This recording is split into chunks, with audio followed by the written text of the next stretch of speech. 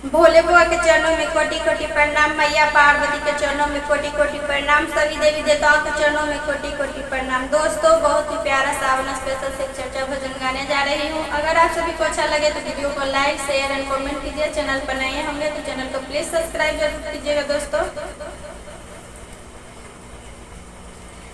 बाबा ले चाली हमारो अपन नगरी, बाबा ले चाली हमारो अपन नगरी, अपन नगरी हो झारखंड नगरी, अपन नगरी हो झारखंड नगरी, बाबा ले चली हमारो अपन नगरी, बाबा ले चली हमारो अपन नगरी। अंगना बाहर बाबा घर बाहर, अंगना बाहर बाबा दुआ बहार, बाबा यौरी बहार रौरा के दुआरी,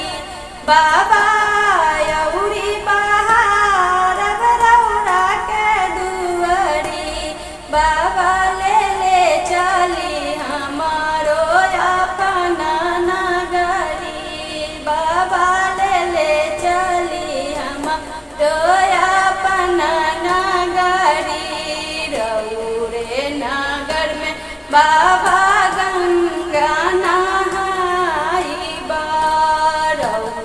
नगर में बाबा गंगा नहाई, जल हम लाई भरी गगरी, बाबा जल हम लाई भरी गगरी, बाबा ले चली हमारो अपन नगरी, बाबा ले चली हमारो अपन नगरी। कार्तिक गणपति दोनों के खिलाई, कार्तिक गणपति दोनों के खिलाई, भंगिया पिलाई सिलावट रगड़ी, बाबा भंगिया पिलाई सिलावट रगड़ी, बाबा ले चली हमारो अपन नगरी, बाबा ले चली हमारो अपन नगरी। सांझे सवेरे बाबा रौरे निहारब, सांझ सवेरे बाबा रौरे निहार, धन्य हो जाई हमारी जिंदगी, बाबा धन्य हो जाई हमारी जिंदगी, बाबा ले चली हमारो अपन नगरी, बाबा ले चली हमारो अपन नगरी। अरे आ गईले सावन के सोमरिया हो, जलवा ढारन बाला मुआ, अरे आ गईले सावन के सोमरिया हो, जलवा ढारन बाला मुआ, ढारन बाला मुआ, जलवा ढारन बाला मुआ, अरे आई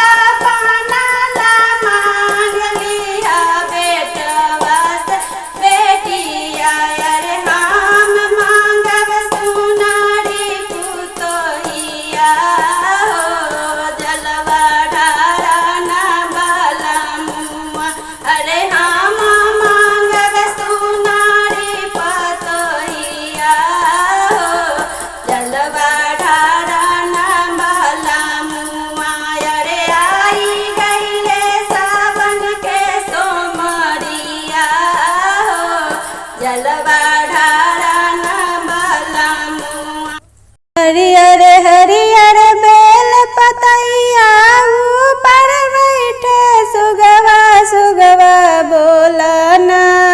हरियर हरियर बेल पतैया ऊपर बैठे सुगवा सुगवा बोलना।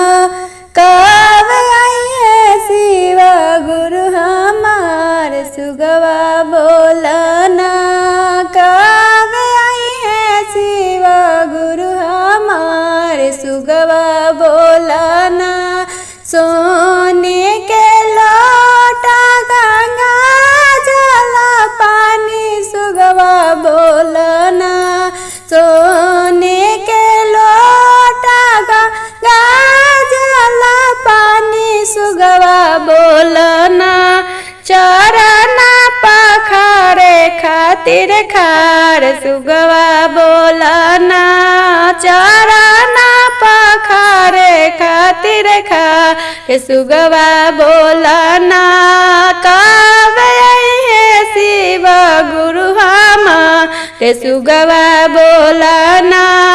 भंगिया धतुरावा के लैली हम भगवा सुगवा बोलना। भंगिया धतुरावा के लैली हम भगवा सुगवा बोलना। भोगवा लगावे खातिर खार सुगवा बोलना। भोगवा लगावे खातिर खार सुगवा बोलना। कब आइए शिव गुरु हमार सुगवा बोलना। हरियर हरियर भंगिया गछिया ऊपर बैठे सुगवा सुगवा बोलना। कब आइए शिव गुरु हमार सुगवा बोलना। अंजना थाली कपूर के बाती सुगवा बोलना। कंचना थाली कपूर के बाती सुगवा बोलना। आरती लगावे खातिर खार सुगवा बोलना। आरती लगावे खातिर खार सुगवा बोलना। कब आइए शिव गुरु हमार सुगवा बोलना। हरियर हरियर बेल पतैया ऊपर बैठे सुगवा सुगवा बोलना। कब आइए शिव गुरु हमार सुगवा बोलना।